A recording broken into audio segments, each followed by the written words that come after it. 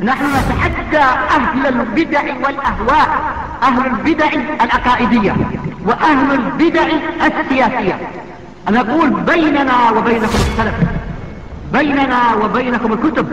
كان أحمد يقول البدع بيننا وبينكم الجنائز. إن الحمد لله نحمده ونستعينه ونستغفره ونعوذ بالله من شرور أنفسنا ومن سيئات أعمالنا، من يهده الله فلا مضل له ومن يضلل فلا هادي له، وأشهد أن لا إله إلا الله وحده لا شريك له، وأشهد أن محمدا عبده ورسوله. يا أيها الذين آمنوا اتقوا الله حق تقاته ولا تموتن إلا وأنتم مسلمون. يا أيها الناس اتقوا ربكم الذي خلقكم من نفس واحدة وخلق منها زوجها وبث منهما رجالا كثيرا ونساء، واتقوا الله الذي تساءلون به والأرحام إن الله كان عليكم رقيبا. يا أيها الذين آمنوا اتقوا الله وقولوا قولا سديدا يصلح لكم أعمالكم ويغفر لكم ذنوبكم، ومن يطع الله ورسوله فقد فاز فوزا عظيما. فإن خير الحديث كتاب الله، وخير الهدي هدي محمد صلى الله عليه وسلم، وشر الأمور محدثاتها، فإن كل محدثة بدعة وكل بدعة ضلالة وكل ضلالة في النار.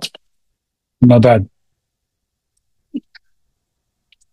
کتاب کشف الشبہات جس کے مؤلف ہیں الامام المجدد شیخ الاسلام محمد بن عبد الوہاب رحمہ اللہ تعالی.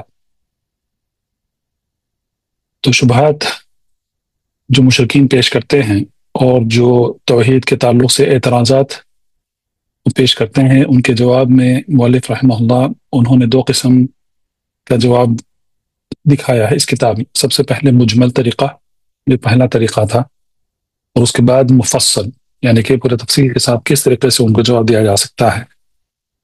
تو مفصل جو شبہات یا اعتراضات ہیں، وہ دو شبہات یا اعتراضات ہم پڑھ چکے ہیں، اور ہم نے دیکھا کہ پہلا جو شبہہ ہے یا اعتراض ہے مشرکین کا، اس کا رد ایک ہے، لیکن اس رد میں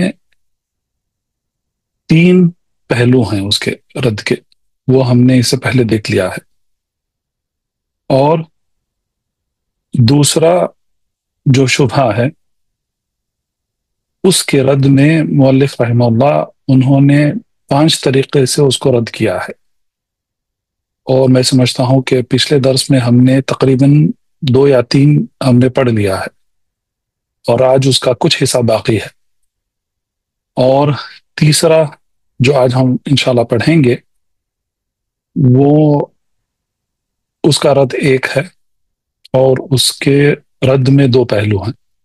تو انشاءاللہ یہ آج ہمارے ساتھ رہے گا. میرا مشورہ یہ ہے آپ سب سے کہ آپ ایک صفحہ اس کے لیے رکھیں کہ کتنے شبہات مشرکین پیش کرتے ہیں یا اعتراضات، جو بھی ہے، آپ جو بھی کہنا چاہیں آپ. صبح مؤلف رحمہ اللہ انہوں نے استعمال کیا ہے، تو وہی لفظ استعمال کرنا بہتر ہے. تو پہلا طریقہ تھا مجمل طریقہ، اور اس کا جواب بھی مجمل جواب تھا. اور اس کے بعد اس درس میں جو ہم انشاءاللہ 3 شبہات ہم پڑھیں گے، اس کے کتنے ردود ہیں، ہر ایک شبہ کے کتنے رد ہیں، اور اس رد میں کتنے پہلو ہیں، وہ ہم انشاءاللہ دیکھیں گے. تو اس کے ساتھ آج کا درس شروع کرتے ہیں جہاں سے ہم رکے تھے. وَاذْكُرْ لَهُ. بسم الله والحمد لله والصلاة والسلام على رسول الله. قال رحمه الله: واذكر له قوله تعالى: ويوم يحشرهم جميعا ثم يقول للملائكة أهؤلاء إياكم كانوا يعبدون قالوا سبحانك أنت ولينا من دونهم بل كانوا يعبدون الجن أكثرهم بهم مؤمنون. تو یہ مفصل جواب کا دوسرے شبہ کا رد ہے. تو اس سے پہلے ہم نے جو دیکھا تھا وہ اس میں کہتے ہیں، مشرکین کہتے ہیں کہ جو بھی آیات پیش کیے جاتے ہیں یہ سب ان کے متعلق نازل ہوئی جو بتوں کی عبادت کرتے تھے. تو کیسے تم، یعنی کہ جو موحدین ہیں، موحدین کیسے جو نیک صالح لوگ ہیں ان کو بتوں کے برابر کر دیتے ہو؟ یہ ان کا شبہ ہے. یا انبیاء علیہم الصلاۃ والسلام ان کو بھی تم کیسے کہتے ہو کہ یہ بتوں کے برابر ہیں؟ تو یہ ان کا دوسرا شبہ ہے. تو اس کے جواب میں سب سے پہلے ہم نے یہ دیکھا کہ مؤلف رحمہ اللہ انہوں نے کہا کہ جو اس سے پہلے جو شبہ ہے وہ شبہ کا جواب بھی یہاں پر دیا جا سکتا ہے کہ وہ لوگ، وہ مشرک جن کے ساتھ رسول اللہ صلی اللہ علیہ وسلم کو قتال کرنے کا حکم دیا اور آپ صلی اللہ علیہ وسلم نے ان کے درمیان فرق نہیں کیا، ان میں سے لوگ وہ تھے جو بتوں کی عبادت کرتے تھے، ان میں سے وہ لوگ تھے جو انبیاء کی عبادت کیا کرتے تھے، ان میں سے وہ لوگ تھے جو نیک صالح لوگوں کی عبادت کیا کرتے تھے، ان میں سے وہ تھے جو ملائکہ کی عبادت کیا کرتے تھے، وغیرہ وغیرہ. تو ان کے درمیان اللہ کے رسول صلی اللہ علیہ وسلم نے فرق نہیں کیا، سب کو اسلام کی دعوت دی، یہاں تک کہ نصارہ اور یہود ان کو بھی اسلام کی دعوت دی، اور جب انہوں نے اسلام کی دعوت قبول کرنے سے انکار کر دیا تو ان کے ساتھ قتال کرنے کا حکم آپ صلی اللہ علیہ وسلم کو دیا گیا. تو یہ رد ہے، اور یہ اس رد کا پہلا پہلو ہے. دوسرا پہلو جو ہم نے دیکھا وہ یہ تھا کہ مؤلف رحمہ اللہ انہوں نے بعض آیات ذکر کیا. ہم نے 2 آیات پڑھی، آج جو ہم پڑھ رہے ہیں وہ تیسری آیت ہے. تو پہلی جو آیت ہے اس میں یہ کہا گیا کہ اولئک الذین یدعون یبتغون الی ربہم الوسیلہ ایہم اقرب ویرجون رحمتہ ویخافون عذابہ. تو یہ جو آیت ہے یہ اس رد کا دوسرا پہلو ہے. اس میں یہ بتایا گیا ہے کہ جو اولیاء جن کو مشرک اولیاء کے نام سے ان کو اللہ، ان کو اپنے اور اپنے رب کے درمیان شفاعت کرنے والے، وسیلہ لگانے والے جو ان کو بناتے ہیں، وہ کیا ان کی حالت کیا ہے؟ ان کی حالت یہ ہے کہ وہ خود اپنے رب کی قربت حاصل کرنے کی جستجو میں لگے ہوئے ہیں. اولئک الذین یدعون یبتغون الی ربہم الوسیلہ ایہم اقرب. دیکھیں یہاں پر وسیلہ اور اقرب اس میں ایک گہرا تعلق ہے. وسیلہ جو مشرک ہے ان کے نزدیک وسیلہ کیا ہے؟ وسیلہ یہ ہے کہ اپنے اور اپنے رب کے درمیان کسی کو شامل کرے، شریک کرے، تو یہی شرک ہے. لیکن جو موحد ہیں وہ اپنے اور اپنے رب کے درمیان کسی کو شریک نہیں کرتے ہیں، پکارتے ہیں تو اور اپنے رب کو پکارتے ہیں، غیر اللہ کو قطعی طور پر نہیں پکارتے ہیں. تو جن کو وہ پکارتے ہیں، جن کو وہ سمجھتے ہیں کہ یہ اولیاء ہیں اور ان کا نعوذ باللہ اللہ سبحانہ و تعالیٰ کے پاس چلتا ہے بغیر کوئی حدود کے، ان کی حالت یہ ہے کہ وہ یبتغون الی ربہم الوسیلہ، تو وہ خود اپنے رب کے پاس وسیلہ طلب کرتے ہیں. تو یہاں پر وسیلے کا مطلب کیا ہے؟ کیا انہوں نے اپنے اور اپنے رب کے درمیان کسی کو وسیلہ بنایا؟ نعوذ باللہ. یا کیا انہوں نے کسی کو شفاعت کرنے والا بنایا؟ نہیں. ایہم اقرب، تو یہ اس کا جواب ہے. تو یہاں پر وہ وہ خود اپنے رب سے قریب ہونا چاہتے ہیں۔ تو یہ بہت ضروری مسئلہ ہے اس آیت میں کہ وسیلے کا مطلب کیا ہے، کہ وہ وسیلہ طلب کرتے ہیں، لیکن اس کا مطلب یہ ہے کہ وہ اپنے رب کی قربت حاصل کرنے کی کوشش کرتے ہیں، جستجو میں لگے ہوئے ہیں، جد و جہد کرتے ہیں، اور جد و جہد کرتے ہیں، عمل کرتے ہیں، سب کرتے ہیں۔ پھر اس کے بعد یرجون رحمتہ، اللہ تعالیٰ کی رحمت کی امید رکھتے ہیں، وہ یخافون عذابہ، اور اللہ تعالیٰ کے عذاب سے ڈرے ہوئے رہتے ہیں۔ تو یہ ان کی حالت ہے۔ تو یہ دوسرا پہلو ہے اس رد کا۔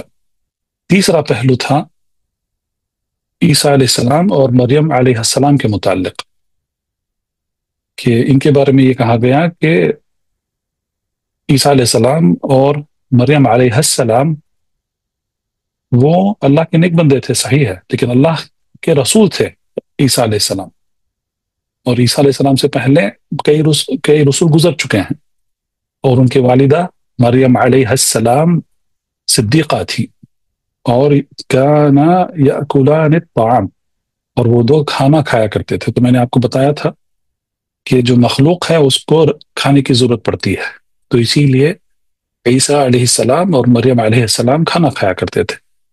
لیکن اگر ہم اس کو اللہ الصمد سے اس کو سمجھنے کی کوشش کریں گے تو اللہ الصمد، اللہ تعالیٰ کو کسی کی ضرورت نہیں ہے۔ اللہ تعالیٰ کو جو مخلوقات کی جو ضروریات ہیں وہ ضروریات خالق کو نہیں ہے۔ کھانا مثلا یہ مخلوق کی ضرورت ہے، لیکن خالق کو اس کی ضرورت نہیں ہے۔ تو اسی لیے یہ ان کی عیسیٰ علیہ السلام اور مریم علیہ السلام ان کی حقیقت کیا ہے کہ وہ مخلوق ہیں، ان کا نہ ربوبیت میں کوئی دخل اندازی ہے، نہ الوہیت میں ان کی کوئی دخل اندازی ہے۔ تو اس کے بعد اللہ تعالیٰ نے کہا کہ انظر کیف نبین لهم الآیات ثم انظر انا یؤفکون، تو دیکھو کس طریقے سے ہم آیات واضح طور پر بیان کرتے ہیں اور پھر وہ کس طریقے سے مڑے ہوئے ہیں۔ تو یہ اس کا دوسرا پہلو تھا۔ تو آج جو ہم آیت پڑھے ہیں یہ اس کا یہ چوتھا پہلو ہے۔ پہلا پہلو تھا جو مؤلف نے کہا کہ اس سے پہلے والے شبہ کا رد جس طریقے سے دیا جاتا ہے اس طریقے سے اس کا رد بھی کیا جاتا ہے۔ دوسرا جو وسیلہ اور قربت کے متعلق ہے۔ تیسرا عیسیٰ علیہ السلام اور مریم علیہ السلام کے متعلق ہے۔ اور چوتھا یہاں پر جو آیت پڑھی گئی ہے یوم یحشرہم جمیعا، تو یہ آیت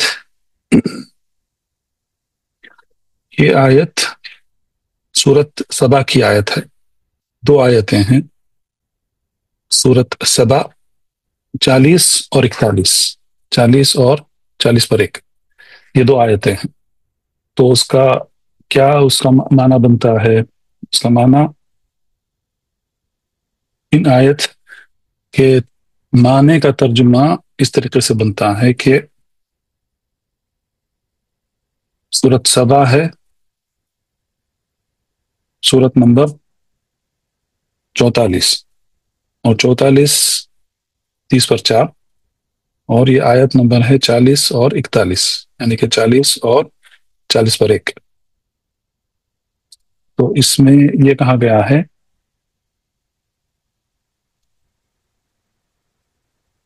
آپ کے ساتھ اپنی مصاحف ہے نا، مصحف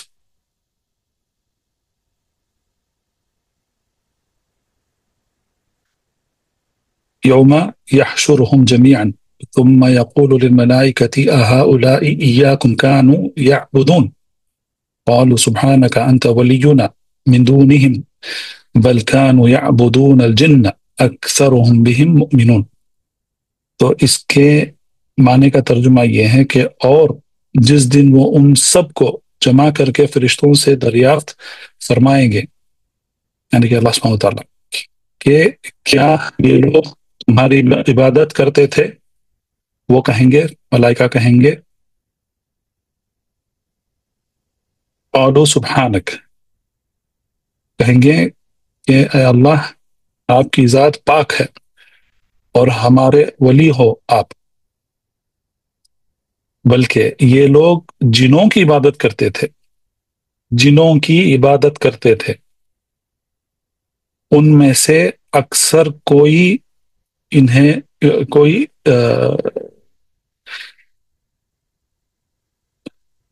اکثرهم به مؤمنون، ان میں سے اکثر کو انہی پر ایمان تھا، اکثر کو انہی پر ایمان تھا۔ یعنی کہ اس آیت میں یہ بتایا گیا ہے کہ وہ جو مشرک تھے، کیا وہ تمہاری تو اس میں ملائکہ کی عبادت کی دلیل ہے اس میں، یعنی کہ وہ لوگ ملائکہ کی بھی عبادت کیا کرتے تھے، اور ملائکہ بھی یہ کہیں گے کہ وہ جنوں کی بھی عبادت کیا کرتے تھے۔ تو یہ اس آیت سے ہمیں یہ دلیل ملتی ہے کہ اس زمانے کے جو مشرک تھے وہ صرف بتوں کی عبادت نہیں کرتے تھے، اس سے پہلے بھی دلائل گزرے ہیں، اس سے پہلے بھی دلائل آپ کو یاد ہیں، القواعد الاربعہ میں تیسرے قاعدے میں مؤلف رحمہ اللہ نے ہر ایک غیر اللہ کے متعلق آیات ذکر کیا ہے۔ تو یہاں پر اس آیت میں ہمیں یہ دلیل ملتی ہے کہ ملائکہ کی بھی، یعنی کہ فرشتوں کی بھی عبادت کیا کرتے تھے اور جنوں کی بھی وہ عبادت کیا کرتے تھے۔ تو کیا نبی کریم صلی اللہ علیہ وسلم نے ان کو چھوڑ دیا؟ کیا نبی کریم صلی اللہ علیہ وسلم نے کہا کہ جو ملائکہ تو اللہ سبحانہ وتعالیٰ کے بہت قریب ہے نا، جیسا انبیاء ہے، تو کیا رسول اللہ صلی اللہ علیہ وسلم نے ان کے ساتھ قتال نہیں کیا؟ یقیناً کیا۔ اس کے بعد قال رحمه الله: فقل له عرفت أن الله كفر من قصد الأصنام وكفر أيضا من قصد الصالحين وقاتلهم رسول الله صلى الله عليه وسلم۔ نعم، تو اس کے پہلے ایک آیت نہیں ہے آساد، اس کے بعد یہ آیت جو سورۃ سبا کی جو آیت ہے، اس میں اس کے بعد ایک اور آیت ہے، وہ پڑھوں؟ سورۃ اس کے بعد یہاں متن میں نہیں ہے وہ آیت وہ، لیکن میرے پاس جو متن ہے اس میں سورۃ المائدہ کی 2 آیتیں ہیں، اس کے بعد میرے خیال سے یہ چھوٹ گئی ہے یہاں پر، لیکن سورۃ المائدہ جو 5واں سورہ ہے قرآن مجید میں، اس کی 116 اور 117 2 آیتیں ہیں، 2 آیتوں کا ذکر مؤلف رحمہ اللہ نے کیا ہے۔ آپ اپنے نوٹس میں اس آیت کے بعد سورۃ سبا کی جو آیت ہے 40 اور 41، اس کے بعد ان آیتوں کو درج کر لیں آپ، 2 آیتوں کو، المائدہ 116 اور 117۔ آیت یہ ہے وَإِذْ قَالَ اللَّهُ يَا عِيسَى ابْنَ مَرْيَمَ أَأَنْتَ قُلْتَ لِلنَّاسِ اتَّخِذُونِي وَأُمِّي إِلَٰهَيْنِ مِن دُونِ اللَّهِ قَالَ سُبْحَانَكَ مَا يَكُونُ لِي أَنْ أَقُولَ مَا لَيْسَ لِي بِحَقٍّ إِن كُنتُ قُلْتُهُ فَقَدْ عَلِمْتَهُ تَعْلَمُ مَا فِي نَفْسِي وَلَا أَعْلَمُ مَا فِي نَفْسِكَ إِنَّكَ أَنْتَ علام الغيوب ما قلت لهم إلا ما أمرتني به أن اعبدوا الله ربي وربكم وكنت عليهم شهيدا ما دمت فيهم فلما توفيتني كنت أنت الرقيب عليهم وأنت على كل شيء شهيد۔ سورۃ المائدہ کی 2 آیتیں 116 اور 117 یہاں پر چھوٹ گئی ہیں، اس کے بعد مؤلف کا قول آتا ہے کہ فَقُلْ لَهُ عَرَفْتَ أَنَّ اللَّهَ إِلَى آخِرِهَا۔ تو ان دو آیتوں کے معنی کا ترجمہ یہ بنتا ہے، اور وہ وقت بھی قابل ذکر ہے کہ جب اللہ فرمائیں گے اے عیسیٰ ابن مریم، کیا تم نے ان لوگوں سے کہا تھا کہ مجھے اور میری ماں کو بھی اللہ کے علاوہ معبود قرار دے لو؟ عیسیٰ عرض کریں گے کہ آپ پاک ہیں، مجھے کسی طرح لائق نہ تھا کہ میں ایسی بات کہتا جس کے کہنے کا مجھے کوئی حق نہیں۔ اگر میں نے کہا ہوگا تو آپ کو اس کا علم ہوگا، تو آپ میرے دل کے اندر کی بات بھی جانتے ہو، اور جو کچھ آپ کے نفس میں ہے میں اس کو نہیں جانتا۔ تمام غیبوں کے جاننے والے تو آپ ہی ہو، میں نے تو ان سے اور کچھ نہیں کہا مگر صرف وہی جو آپ نے مجھے حکم فرمایا تھا کہ اللہ کی بندگی اختیار کرو، جو میرے بھی رب ہیں اور تمہارے سب کے بھی رب ہیں۔ میں ان پر گواہ رہا جب تک ان میں رہا، پھر جب آپ نے مجھے اٹھا لیا تو آپ ہی ان پر نگران تھے، اور آپ ہر چیز کی پوری خبر رکھتے ہو۔ تو یہ دو آیتیں ہیں 116 اور 117۔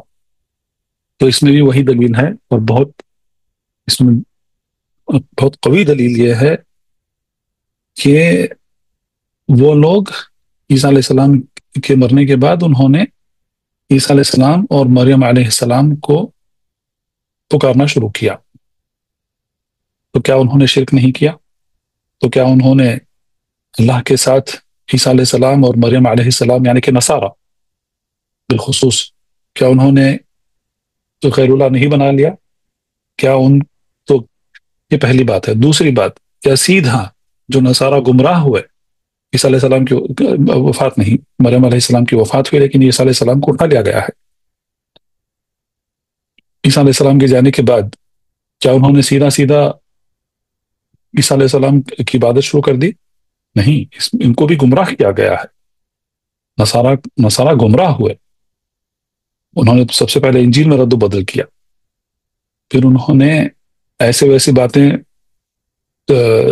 دین میں داخل کرنا شروع کی، پھر انہوں نے عیسیٰ علیہ السلام کو واسطہ بنایا، اور اس کے بعد ان کی عبادت کرنا شروع کی۔ اس کے بعد انہوں نے نعوذ باللہ عیسیٰ علیہ السلام کو اللہ کا بیٹا بنا دیا، نعوذ باللہ سبحانہ و تعالی عما یشرکون۔ اس میں بھی مرحلے، ان کے دین میں جو بگاڑ آیا تھا نصارہ کے دین میں، وہ بھی مرحلوں سے گزرا ہے۔ ایسا نہیں تھا کہ عیسیٰ علیہ السلام کے اٹھا لینے کے فوراً بعد انہوں نے ان کو اللہ کا بیٹا بنا دیا، نہیں، ایسا نہیں تھا۔ قرآن کے آیات اور حدیث سے ہمیں یہی ظاہر ہوتا ہے، لیکن ان کے دین میں بھی بگاڑ آہستہ آہستہ آیا، اور تقریباً عیسیٰ علیہ السلام کے جانے سے لے کر محمد صلی اللہ علیہ وسلم کے بھیجے جانے تک تقریباً کتنے 600 سال کا فرق ہے۔ تو 600 سال میں کافی ان کا دین بگڑتا گیا، اور وہ مکمل طور سے وہ شرک اور کفر میں مبتلا ہو گئے۔ تو اسی لیے یہود اور نصارہ کو کفار کہا گیا ہے۔ آپ چاہیں تو سورۃ البینہ اٹھا کر دیکھ لیں، تو کیا سورۃ البینہ میں اہل کتاب کو کفار نہیں کہا گیا ہے؟ یقیناً، بلکہ یہ بھی کہا گیا ہے کہ وہ سب سے بدترین خلق ہے، بدترین ہے، سب سے بدترین مخلوق ہے۔ تو بہرحال یہ ایک اور دلیل ہے جس میں ہمیں یہ علم حاصل ہوتا ہے کہ رسول اللہ صلی اللہ علیہ وسلم نے ان کے درمیان بھی فرق نہیں کیا۔ خلاصہ یہ ہے کہ اللہ کے سوا جس کو بھی پکارا جاتا ہے وہ غیر اللہ ہے، وہ اللہ کا شریک ہے، یعنی کہ انہوں نے شرک کیا، جس کو بھی انہوں نے پکارا۔ رسول اللہ صلی اللہ علیہ وسلم نے کسی طریقے سے ان کے درمیان فرق نہیں کیا۔ تو وہی بات یہاں پر مؤلف رحمہ اللہ نے کہا ہے کہ عرفت، تم جان لو گے ان سارے دلائل کی روشنی میں تم جان لو گے ان اللہ کفر من قصد الاصنام، کہ اللہ سبحانہ وتعالیٰ نے بتوں کو پکارنے والوں کو، بتوں کی عبادت کرنے والوں کو کفار قرار دیا ہے. وکفر ایضا، اور اللہ تعالیٰ نے من قصد الصالحین، جو صالحین کو پکارا کرتے تھے، جو صالحین کو مقصود بناتے تھے، ان کو بھی اللہ تعالیٰ نے کفار قرار دیا. وقاتلہم رسول اللہ صلی اللہ علیہ وسلم، اور اللہ کے رسول صلی اللہ علیہ وسلم نے ان سے قتال کیا، فرق نہیں کیا. تو یہ دوسرا شبہ تھا، اور یہ اس شبہ کے رد میں یہ 5واں پہلو تھا. چوتھا پہلو ملائکہ اور جن، ملائکہ کی عبادت اور جن کی عبادت، اور پھر 5ویں پہلو میں عیسیٰ علیہ السلام اور مریم علیہ السلام کو پکارا جانا. تو ان سب میں کوئی فرق نہیں ہے، غیر اللہ ہے. نعم. اس کے بعد قال رحمه الله: الشبهة الثالثة أن طلب الشفاعة من غير الله ليس بشرك. تو یہ خلاصہ ہے تیسری شبہ کا، وہ یہ ہے کہ غیر اللہ سے شفاعت طلب کرنا یہ شرک نہیں ہے. یہ ان کا اعتراض ہے، یا ان کے نزدیک یہ شبہ ہے کہ وہ سمجھتے ہیں کہ کسی کو شفاعت کرنے والا بنا لینا یہ شرک نہیں ہے. فإن قال الكفار يريدون منهم وأنا أشهد أن الله هو النافع الضار المدبر لا أريد إلا منه والصالحون ليس لهم من الأمر شيء ولكن أقصدهم أرجو من الله شفاعتهم.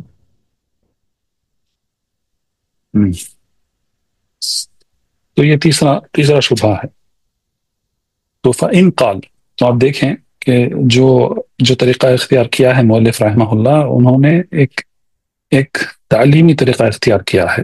تو اگر اس نے ایسا کہا تو اس کا جواب ایسا ہے، تو اگر اس نے ایسا کہا تو اس کا جواب اس طریقے سے دو، اگر اس نے ایسا کہا تو اس کی دلیل جواب میں اس طریقے سے اس کو پیش کرو.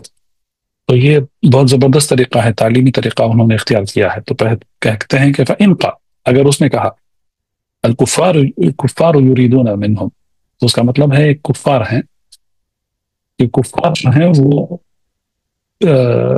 غیر اللہ سے شفاعت طلب کرتے تھے. وَأَنَا أَشْهَدُ أَنَّ اللَّهَ هُوَ النَّافِعُ، لیکن میں یہ گواہی دیتا ہوں کہ نفع پہنچانے والا اللہ سبحانہ وتعالیٰ ہے، والضار، نقصان پہنچانے والے بھی اللہ سبحانہ وتعالیٰ ہیں، والمدبر، ہر ایک معاملے، ہر ایک حکم کی تنفیذ کرنے والے اللہ سبحانہ وتعالیٰ ہی ہیں.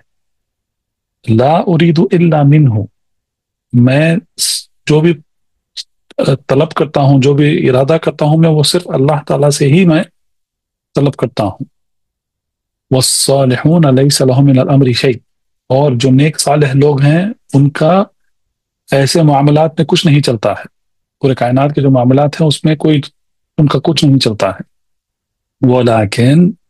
لیکن اقصدهم، لیکن میرا مقصد کیا ہے کہ ارجو من اللہ شفاعتهم، لیکن میرا مقصد یہ ہے کہ میں ان کے ذریعے اللہ کے پاس میں شفاعت طلب کر رہا ہوں، صرف شفاعت کا ارادہ رکھتا ہوں. تو یہ اس کا جواب کیا ہے؟ الجواب إن هذا قول الكفار سواء بسواء.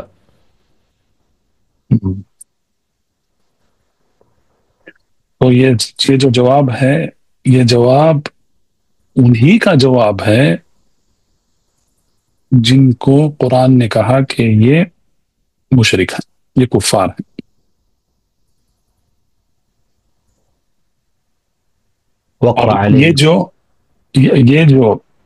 یہ جو شبہ ہے، یہ شبہ سواء بسواء، یعنی کہ کوئی فرق نہیں ہے، دونوں برابر ہیں. یہ جو کہہ رہا ہے، یہ جو مشرک کہہ رہا ہے، اور اس زمانے کے مشرک جو کہا کرتے تھے، وہ جواب ایک ہی ہے، یعنی کہ وہ شبہ ایک ہی ہے. کوئی فرق نہیں ہے، ہو بہو وہی الفاظ ہیں جس کو قرآن نے ذکر کیا ہے. نعم. قال رحمه الله: واقرأ عليه قوله تعالى: ما نعبدهم إلا ليقربونا إلى الله زلفى، وقوله تعالى: ويقولون هؤلاء شفعاؤنا عند الله. تو دو آیت انہوں نے پیش کی ہے مؤلف رحمہ اللہ. تو یہ آیتیں دیکھیں آپ، یہ بار بار ہمارے نظر سے گزر رہی ہیں اس متن میں، بہت ضروری آیتیں ہیں واقعی. پہلی آیت ہے سورۃ الزمر کی آیت. الزمر تیسری آیت ہے. ما نعبدهم الا ليقربونا الى الله زلفى. سورۃ الزمر آیت نمبر 3، اور سورۃ الزمر اس کا نمبر ہے 30/9. تو اس آیت کے معنی کا ترجمہ کیا ہے؟ اس آیت کے معنی کا ترجمہ یہ ہے، پہلے تو آپ سب سے پہلے ہم پوری آیت دیکھ لیں. اگر آپ کے پاس مصحف ہے آپ کے پاس تو آپ دیکھیں، نظر ڈالیں اس آیت کو. آیت یہ ہے کہ الا للہ الدین الخالص والذین اتخذوا من دونه اولیاء ما نعبدهم الا ليقربونا الى الله زلفى ان الله يحكم بينهم فيما هم فيه يختلفون ان الله لا يهدي من هو كاذب كفار. یہ پوری آیت ہے. اس دلیل کو صحیح طریقے سے سمجھنے کے لیے ہمیں پوری آیت دیکھنا ہے. اور اس آیت کے معنی کا ترجمہ اس طریقے سے ہے کہ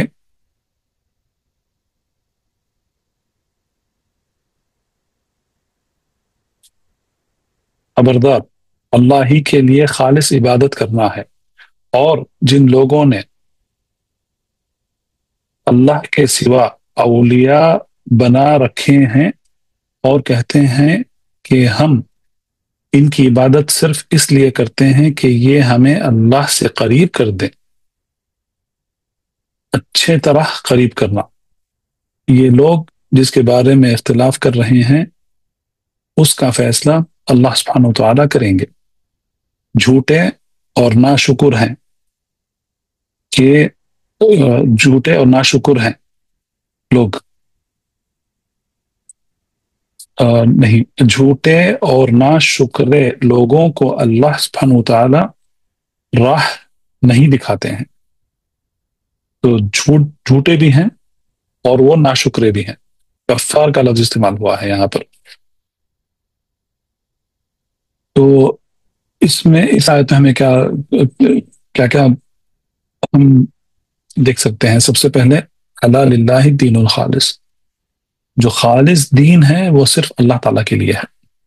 یعنی کہ عبادت مکمل طریقے سے، ہر ایک قسم کی عبادت وہ اللہ سبحانہ و تعالیٰ کے لیے ہی ہے. اور جو اللہ سبحانہ و تعالیٰ کے علاوہ اولیاء لے رکھے ہیں وہ کیا کہتے ہیں؟ ما نعبدہم، ہم ان کی عبادت نہیں کرتے ہیں، بلکہ ہم صرف اس لیے عبادت کرتے ہیں، جیسا کہ یہاں پر اس آیت کے معنی کا ترجمہ کیا گیا ہے، تاکہ ہمیں وہ قریب کر سکیں. تو یہ ان کا جواب تھا جو مشرک تھے رسول اللہ صلی اللہ علیہ وسلم کے زمانے میں. تو یہ پہلی دلیل ہے. تو ان کے بارے میں کیا کہا گیا؟ جس طریقے سے آیت ختم ہوتی ہے اللہ تعالیٰ کہتے ہیں کہ ان اللہ لا یہدی من ہوا کاذب کفار، اور جو جھوٹا اور ناشکرا ہے اسے اللہ سبحانہ وتعالیٰ ہدایت نہیں دیتے ہیں، صحیح راستہ نہیں دکھاتے ہیں. تو یہ پہلی آیت ہے. دوسری آیت ہے سورۃ یونس کی آیت ہے. سورۃ یونس آیت نمبر 18، اور سورۃ یونس ہے سورہ نمبر 10. سورہ نمبر 10 میں آیت نمبر 18 ہے. آیت یہ ہے وَيَعْبُدُونَ مِن دُونِ اللَّهِ مَا لَا يَضُرُّهُمْ وَلَا يَنْفَعُهُمْ وَيَعْبُدُونَ مِن دُونِ اللَّهِ مَا لَا يَضُرُّهُمْ وَلَا يَنْفَعُهُمْ وَيَقُولُونَ هَؤُلَاءِ شُفَعَاؤُنَا عِندَ اللَّهِ قُلْ أَتُنَبِّئُونَ اللَّهَ بِمَا لَا يَعْلَمُ فِي السَّمَاوَاتِ وَلَا فِي الْأَرْضِ سُبْحَانَهُ وَتَعَالَى عَمَّا يُشْرِكُونَ. دیکھیں جس طریقے سے آیت شروع ہوتی ہے اور جس طریقے سے آیت ختم ہوتی ہے، یہ اس کو جاننا بہت ضروری ہے. اور اس میں کئی مسائل اس میں آتے ہیں. اس میں مثال کے طور پہ کئی آیات جو ہیں وہ اللہ کے اسماء و صفات سے ختم ہوتے ہیں، اللہ کے الاسماء الحسنہ سے ختم ہوتے ہیں. تو وہ آیت جو الاسماء الحسنہ سے ختم ہو رہی ہے اس کا تعلق جو آیت میں بات کہی گئی ہے اس کے ساتھ ہوتا ہے. تو یہاں پر بھی وہی ہے. یہاں پر اختصار کے طور پر یہاں پر انہوں نے صرف آیت کا ایک حصہ یہاں پر ذکر کیا ہے، لیکن انہیں پوری آیت دیکھنا ہے. تو آیت سورۃ یونس کی 18ویں آیت ہے. اس کے معنی کا ترجمہ یہ ہے کہ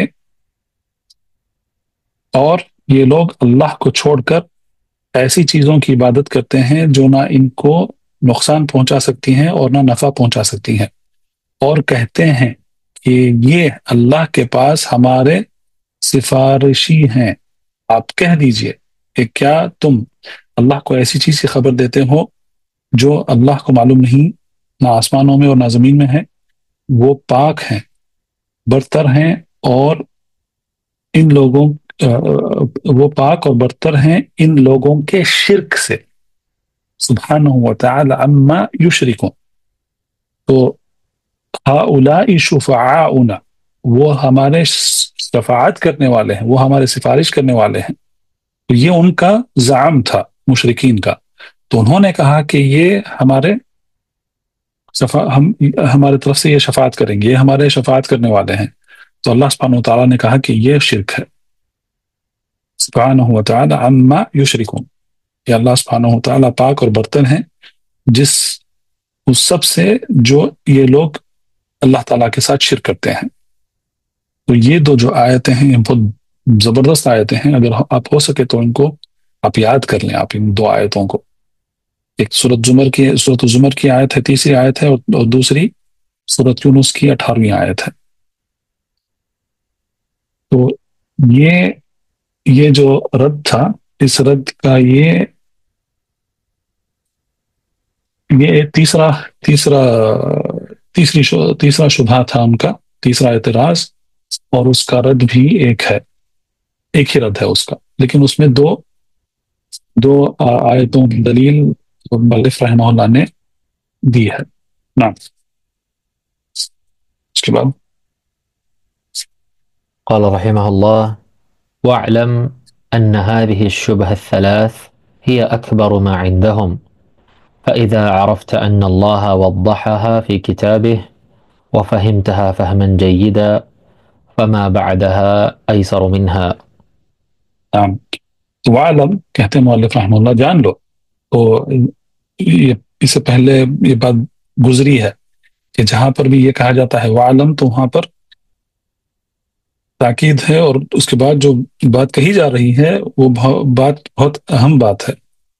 تو اسی لیے یہ لفظ استعمال کرتے ہیں عربی میں، وعلم. تو جان لو، ان هذه الشبہ الثلاثہ، کہ جان لو کہ یہ تین جو شبہات ہیں، یا اکبر ما عندهم، یہ سب سے بڑی شبہات ہیں ان کے نزدیک. فاذا عرفت، اور اگر تم جان لو، ان اللہ وضحها، کہ اللہ سبحانہ وتعالیٰ نے اس کی وضاحت کر دی ہے فی کتاب ہی، اللہ کی کتاب قرآن مجید میں اللہ سبحانہ وتعالیٰ نے اس کی وضاحت کر دی ہے. وَفَهِمْتَهَا فَهْمًا جَيِّدًا، اور اگر تم نے اس کو اچھے طریقے سے سمجھ لیا، فَمَا بَعْدَهَا أَيْسُرُ مِنْهُ، تو اس کے بعد جو بھی شبہات آنے والے ہیں، تو یہ شبہات ان تین شبہات سے آسان ہیں.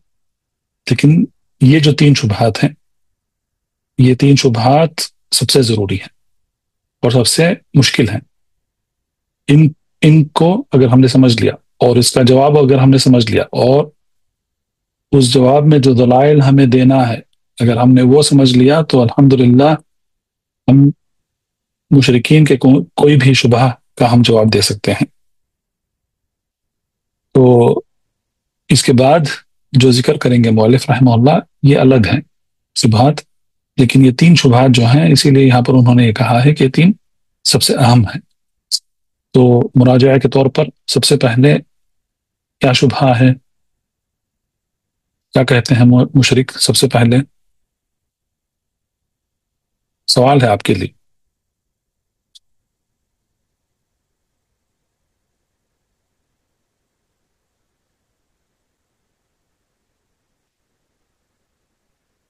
ٹھیک ہے؟ تو آپ اگلے درس میں آپ مراجعہ کر کے آئیے شبہات کیا ہیں، 3 اہم شبہات کیا ہیں، اور اس کا رد کیا ہے، کتنے رد مؤلف رحمہ اللہ نے دیے ہیں، اور ہر ایک رد میں کتنے پہلو ہیں۔ یہ آپ کے لیے واجب ہے۔ واجب کا مطلب ہوتا ہے ہوم ورک۔ تو یہ آپ کے لیے مراجعہ ہے، اگر آپ کر کے آئیں گے تو ہی انشاءاللہ کلاس لی جائے گی، کیونکہ مؤلف نے کہہ دیا ہے کہ یہ سب سے بڑے سب سے اہم شبہات ہیں 3۔ اس کو اگر ہم نے سمجھ لیا تو پھر آگے کتاب کو سمجھنا آسان ہے، کیونکہ اس کے بعد والے جو بھی شبہات ہیں وہ آسان ہیں۔